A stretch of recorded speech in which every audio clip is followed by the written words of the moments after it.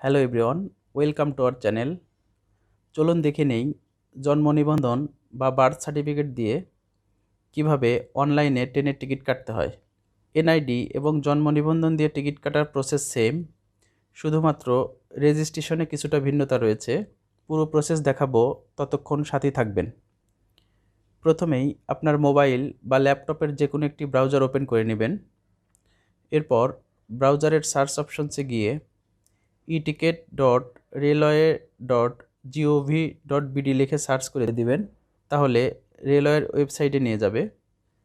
এরপর উপর দিকে ডান কোণায় 3 বারে ক্লিক করবেন, তারপর রেজিস্টারের উপর ক্লিক দিবেন। যাদের এনআইডি আছে তারা উপরে মোবাইল নাম্বার, এনআইডি নাম্বার এবং ডেট অফ বার্থ সিলেক্ট করে ভেরিফাই ক্লিক দিবেন।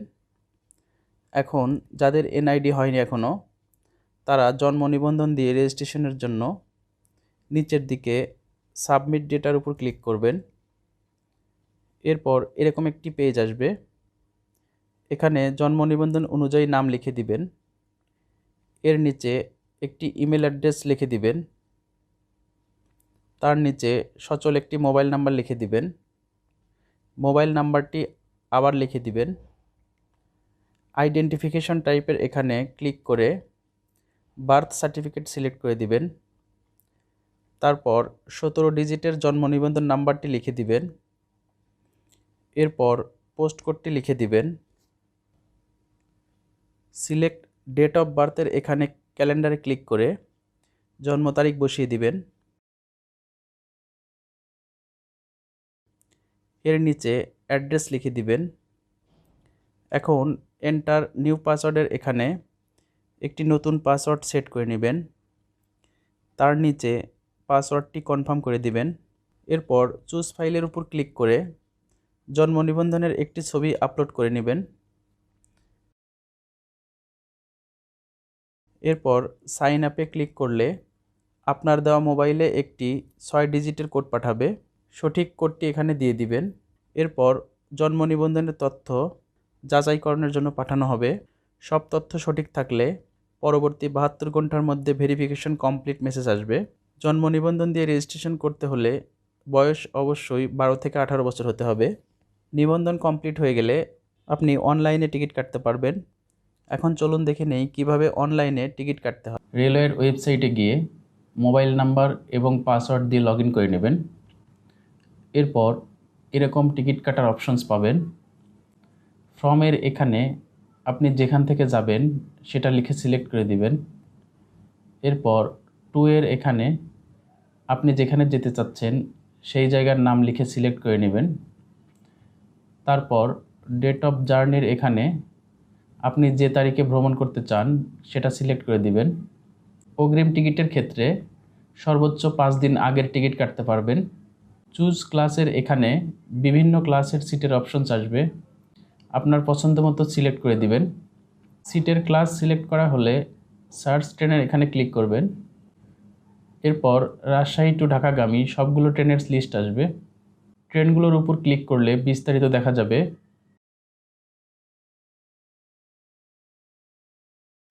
মডিফাই সার্চে ক্লিক করে ডেট, সিট ক্যাটাগরি ইত্যাদি চেঞ্জ করে আবার সার্চ করতে পারবেন।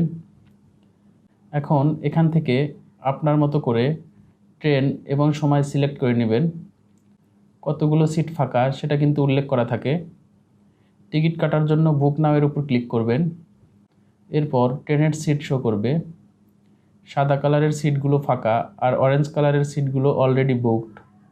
আমি এখানে 2টো সিট সিলেক্ট করে নিলাম।